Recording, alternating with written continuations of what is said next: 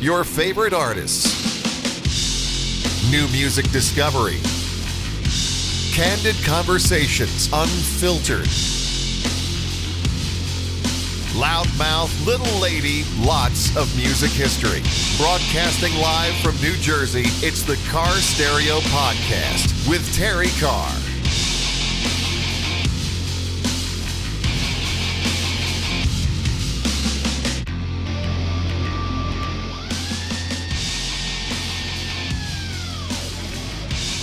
So they are back with a new release, I Felt Better, and even more importantly, he's back. And I'm so happy to get some face and some audio time with Matt Bigland from Dinosaur Pile-Up, because people had been asking me, where's Dinosaur Pile-Up? Celebrity Mansion's one of my favorite records from 2019. Where's the band? Where's the band? Where's the band? I didn't know where the band was. You set the record straight, and I'm super happy that you are doing well, looking amazing, feeling great, and putting out amazing music. Yeah, well, thanks so much. Wow. Huge intro. Thank you very much for having me. Thanks for the good energy. Yeah, I'm doing a lot better. And I'm happy to be here, and also super happy to be releasing music. Because that's what I want to do. So for me to be back here and be doing way better health-wise and releasing new tunes and obviously the new album and getting to go on tour and stuff is amazing. So I'm very stoked to be here and stoked to be talking to people like yourself, bringing all this good energy. And you're in Brazil now, by the way. You're out on tour. That's pretty darn exciting. Folks thought that you broke up. People around, didn't know what happened with the band, and you were kind of quiet because you really didn't know what was going on. Did health issues hit you while you were on tour? The last we spoke, it was 2020. It was COVID time. Backfoot was out and just burning up everywhere on every chart, alternative and active rock and mainstream rock, and just doing so well. And then all of a sudden the band kind of went silent and you didn't know what was going on. You had to figure it out. Did these symptoms start to hit you while you were out on the road? Which I think is super duper scary when that happens. Yeah, well, to be honest, I'd started to kind of get sick whilst we were making Celebrity Mansions. So whilst we were cutting Backfoot and all of those songs, that's when I was starting to get sick. So 2018 that was. And 2018, 2019 particularly, we were touring a lot. And obviously the record came out in 2019, and then we were on the road in America. We were on the road in Canada. I think we were out with Shinedown that year. I think we were out with Offspring and Sum 41, big tours. And I was sort of getting pretty sick then. But it was when we got home and COVID happened and lockdown happened. That's when it kind of went crazy and got really bad. And then for the next 2 years, I was sort of in and out of hospital or, in hospital a lot. And sort of riding that wave. But we sort of had to, it was strange, because obviously you're so connected, like bands are so connected now to the world and like their fans, and via social media, you're permanently connected. I mean, that goes not just for bands, for everybody. And if you sort of have a profile on social media, therefore you're sort of always present and always there, and to a certain extent always keeping up appearances, which I'm not sure is too healthy for anyone, because you're always playing this part of everything's great and amazing and my life is so exciting and look at this, blah blah blah. But when you get suddenly hit by something health-wise, particularly like really bad, it's a bit of a loop because you can't keep up that thing anymore. And that was a bit of a reality check, because you're suddenly, I don't know, social media it's not really reality. So I sort of wasn't able to sort of stay online, and we had to sort of drop off for a while because I was just dealing with this bad stuff. And you didn't know what was going on. That's the hardest part. Not necessarily getting a diagnosis for something, but not knowing what the diagnosis is. Mentally, that has got to be the most taxing thing. I'm someone where if I Yeah. get an itch somewhere, I'm like, that's it, it's over, it's done. Uh-huh. There's no Yeah. way not to think that. So to be in a band, to try to figure out your next plot, to be creative, to be on social media, to not be feeling well, and then to not know what the Mm. heck is going on, my friend, those are For sure. insurmountable odds. I don't know how you Yeah. come back after that. So you finally get this diagnosis, which thank God has got to be a good feeling because at least you're on the next step Sure. to what's happening in Yeah. your life. Yeah. Yeah, sure. I mean, like, yeah, th those first couple of years, like not knowing what it was super tough because you're trying to chase what the hell's going on. And it's surprisingly difficult to figure it out, which is kind of crazy. Um, and even when I was like, hospitalized for pretty long periods of time, like living in hospital and doctors still not being able to figure it out, like that's sort of, terrifying. Um, but eventually we got there and that was a huge step for sure. Um, and then it was kind of like, you know, I guess trying to get on the road to recovery, and that was a really long journey The itself. next And step, how do you take the next step? The next step yeah, has to be about you.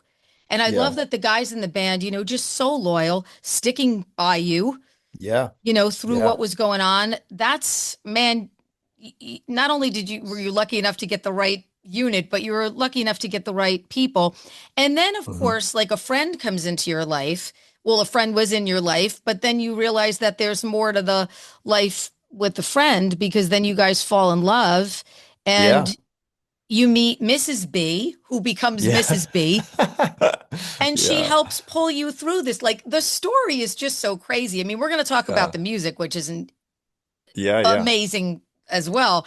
Oh, But thanks. so you meet up, Karen, and you reconnect, and then all of a sudden you realize, boom, shakalaka, I'm in love with this woman, and she helps pull you through everything. Yeah, yeah. I mean, and that was it was such a crazy year because obviously like COVID was happening and I was going through this wild stuff, but at the same time I'd met Kay and we fell in love. And so these huge positives and huge negatives were all happening at the same time. It was wild. Um, but yeah, that was obviously a super important part of that journey. And that story and fixed, it really was crazy. Like everything happened all at once. Um, yeah, I never know exactly like how much detail to go into with the whole story on interviews because we don't have loads of time. But as you said, it was a wild story. Kay and I meet. I'm getting sick. I mean, we were separated via the via the lockdowns and the travel bans for 10 months, and whilst I was hospitalized and going through this horrible, gnarly thing, we were split, but we'd talk on the phone every day, and it was a crazy, it was a really rough ride, but not from a relationship point of view. That was actually bizarrely easy. Um, Even though we were going like apart 10 months and I was like, dealing with mortality on a daily basis, that part of it was actually easy. It was the physical part of going through this thing was the difficult part. Um, yeah, and it's wild looking back at it now. Because obviously it's something that I now manage. And I'm obviously 1,000% better than I was. Um, but it's something that I manage. But it's pretty crazy because looking back and sort of looking at where I'm at now, it's like, man, it was so bleak. Um, I don't know Not how even you that long don't have a ago. PTSD after that. And I call that like a Yeah, post-touring well, stress disorder, where you could always be like, oh yeah, no, is this going to come back or is this, because you went through so yeah, much and it was a long period of time. I mean, 5 years or yeah, longer when you started to feel these symptoms. So the yeah. PTSD has got to be in your mind a Oh, little for bit. sure. That's Yeah. a real Yeah. thing. Yeah, for sure. It's definitely, definitely. But like, you can only move forward, right? So, um, it definitely left me with uh PTSD like elements of that for sure, but like you can only move forward and you can't lock yourself in the ground because of what experiences you've gone through, so you have to sort of overcome that. um I think in many ways it was an amazing lesson in sort of resilience and overcoming challenges. And that's going to stay with me too, which is a positive to take from it. So everything's a lesson, right? So I think um you know what doesn't kill you makes you stronger Yeah. type of vibe. Too much life to live. You've got this great woman, and then you've got people Right. that are waiting for you to come back. So let's Yeah. talk about this record because you Yeah. guys come back in such a big way. Every song on I Felt Better, custom made for live performance. And you come back with these big, fresh, this is what we need, kids, rock anthems. Yeah. These are big rock anthems. I love me a three-piece power trio. There's really nothing better than that. Some of my Yeah. favorite bands bring that three-piece energy. And let's talk about to Lose It, which I think is who cannot Oh no relate to way. this song? There's nobody that can't relate to this song. So was all of this record taken from your experience? Because it almost seems like the sequencing of songs and the vibe of I Felt Better are a little bit of your personal story. Oh, for sure. Like this record, like is very much a sort of time capsule of this period of time. Even though, excuse me, some of the songs, like About to Lose It as an idea, has been knocking around in several forms for a little while, but it only solidified for this record. And um, some of the songs on this record, I Felt Better, for instance, or Sick of Being Down, I wrote those were some of the last songs I wrote for this record, and they're very specific to this period of time and this experience. But then there's other songs like Sunflower, for instance, that have been knocking. I've had that song in a drawer for like I don't even know how long, 8 years maybe. And it was like, when is the right time to release this? And it was now. Um, but that said, it all seems to have become part of this sort of time capsule of this album. Um, for me, the bunch of songs, the track running, the album art, all of it is very like, for me at least, it's like, oh wow, yeah, that's like that period of time represented in this thing that we've made. Um, yeah, and but interestingly, like songs like About to Lose It, um, I sort of tied up the lyrics for this album, and I sort of it became what it is now for this record. But I was really, really I knew that song had to open the record from like the start. It had to like open the record because it was so visceral and it felt so representational for me of the overall feeling of what had happened, and like you know how pushed to my sort of limit I was on a mental and physical um capacity, dealing with agonizing pain that you can't get rid of on a daily basis is really tricky. Um that's a really challenging thing to sort of mentally lock down and be like, I'm getting through this, and to just all like literally the pain wakes you up and the pain keeps you up at night when you go to bed, and in the middle it's just pain all the time. So that's quite difficult to sort of like rationalize and keep control of, and About to Lose It felt like a good representation of sort of that, you know my sort of the where I what my headspace was, I Yeah, guess. yeah. I can hear the beginning, it comes in so, Yeah. you know, ah, Yeah. and then all Yeah. of a sudden that beautiful light comes in with the Yeah. melody of the song. And I think that song is very representative of your journey. Yeah, for sure. Like I don't know, it just feels really real to me, and it had all the elements as well. Like, I never want to write music that's it's a really fine line of like writing me. I don't want to write music that's just a bummer, even if I'm trying to explain where I've been. I never want it to be like a woe is me, just like bleh, drags you down, and it's just like a you have to trudge through the record, and it's a bummer. I want it. I want it. I wanted. I still, I want my writing to be exciting and to be fun and uplifting, and I think throughout, like About to Lose It included, but like throughout the record, it sort of manages to do that. Like even My Way is about struggling through and trying to do things your way and like not be brought down by, you know, exterior stuff. But I don't want it to be like a bummer. So it was fun writing that song and making it, I wanted it to be like some sort of kind of Beastie Boys jam that you Yeah. turn up to 11 and slam in your car, and I think it's really important to strike that balance because sometimes I feel like a lot of rock music and metal music and stuff in the contemporary age, some of which I absolutely love, by the way. Um, but it's sometimes it is a bit of a bummer, and I don't want to represent my stuff like that.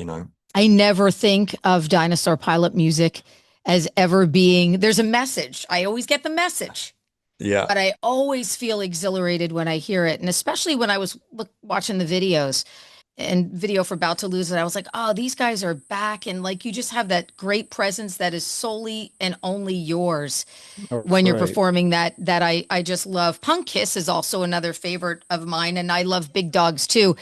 Big Dogs is funny because now Yeah. when people are seeing you live, people are starting to bark. Does that mean that they want you guys to play Big Yeah. Dogs, which is incredible? I read Yeah. that you guys Yeah. did like a UK show, I guess. Was it the pop-up party that you did for Kerrang, I think, in the UK? And Okay. people were Yeah. like, did you know when they were barking that they were barking and what they meant? Or did it take you a second to click and connect? Yeah. I heard it. I was like, what is that? I think the first time we played this, I thought the first show we were going to play was going to be the first date of the UK headline tour. And I'd sort of, after going through this whole journey, I was sort of like, I had a long lead up to try and prepare for that first show physically, even physically. I mean, after like this whole thing, I needed a lot of time to like get ready for that.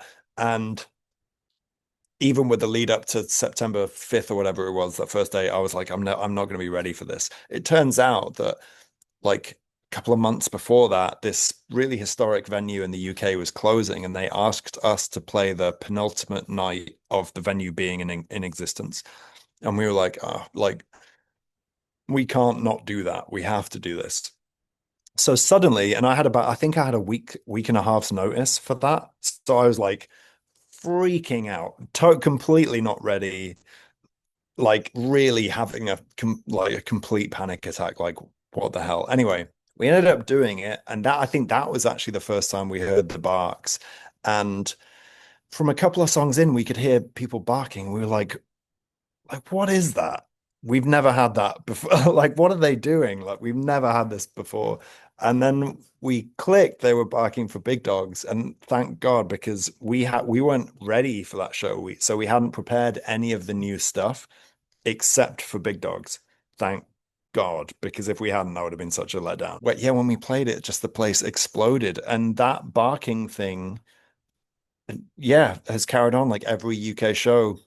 Song two, song three, people would start barking in between the songs, um, ready for Big Dogs. So we kind of could have played Big Dogs at any point in the set, which is wild. And it's really wild because it's so new and it's such a fresh song that I wouldn't have even thought it had time to kind of settle Great. That and is an accomplishment that people are coming yeah, out to the song and they're relating to the song. They're clicked into the song that was just released and right. they're requesting it in a way that is, representing what the song is. I mean, because that's Yeah, how the song starts.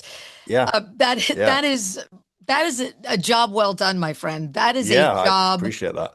well Done. And again, these songs are all custom made for live performance. And I think Yeah. the beauty of Dinosaur Pile-Up, there's like a little bit of bands that I grew up listening to. I hear a little Cake, and I've always heard a little bit of Nirvana, and I hear, a Yep. little bit of those bands.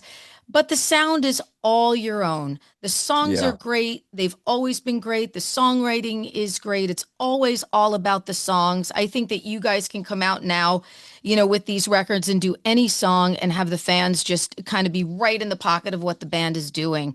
And that's a big deal, especially when you've been gone for 5+ years. Yeah. Yeah. Yeah. So congrats. No, it is. And it feels good too, because it's like, thank you very much. It feels good because it's like, I feel like it takes time to sort of figure that out, and like, you're sort of slow cooking what the band is over a period of years and many, many tours and many, many shows, and it's slowly what's the right word? Kind of like solidifies, I guess, for you. With this new record and the last record, Celebrity Mansions, I feel like we've sort of solidified what the band is, and maybe sort of create, like, from my personal perspective anyway, definitely sort of landed where I always kind of wanted to land. That feels really, really good too. Yeah, absolutely. I mean, Dinosaur Pile-Up's never been a band, I don't think, with an identity crisis at all. You guys always have been your band. I'm so happy that you're back. Yeah. Congratulations on a great record. I Felt Better is out. Matt Bigland, thanks so much for being with me on the Carr Stereo podcast. It was awesome to connect with you. For those of you watching the video version, doesn't Matt look great? You look incredible. And welcome back, my friend. We've needed you and we've missed you. You've been very, very missed. So it's so nice to have the band back in action. And for the record, when you tour the Northeast and I'm at a show, I will be the one leading the barking for Big Dogs. I'll wait till like end of set to do it. Hell yeah. But I will be the one leading the barking here in the Northeast of the United States of America. Matt, thanks so much. Cool. Thank you so much for having me. Don't forget to like this podcast and subscribe to the Carr Stereo page on Spotify, Apple, YouTube, or wherever you get your podcasts. I'm Rob Moorhead. TC and I will see you next time.